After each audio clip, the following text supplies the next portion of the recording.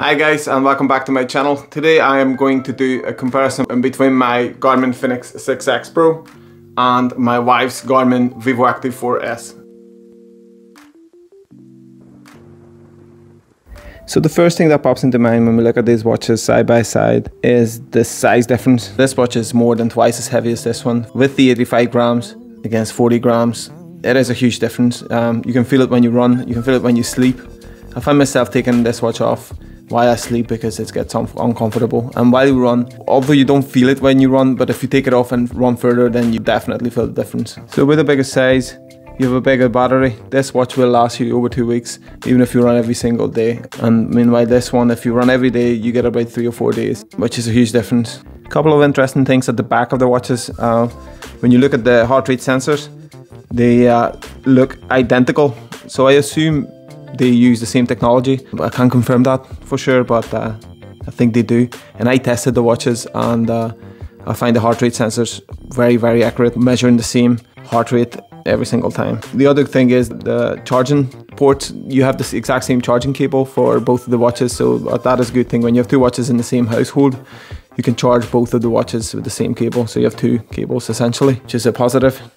One big difference of the watches is that one of them has touchscreen and the other one doesn't, and you would guess it wrong if you think the dearest one have that touchscreen.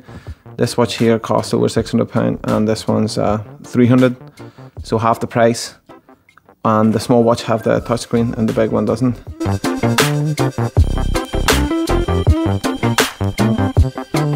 So we did a running test with both watches on, one on the right hand and the other one is on the left arm, and run 10k.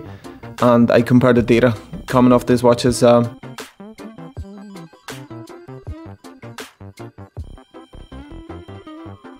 time was very accurate, within seconds, which is perfectly spot on. So what I find is that the Vivoactive's GPS is not as accurate as the Fenix Pro's. It kind of cuts corners, and even when I was running around the lake, it showed me in the water. Meanwhile, the Fenix is en route for the most part, and so the run time is the same, and the distance is 1% off. That's all in the within the first kilometers, so that's not too bad, I guess. What it is a good finding is the heart rate. Both watches measured exactly the same. 142 average heart rate and 151 maximum heart rate on the Vivoactive, and 152 on the Fenix Pro. The cadence was spot on the same.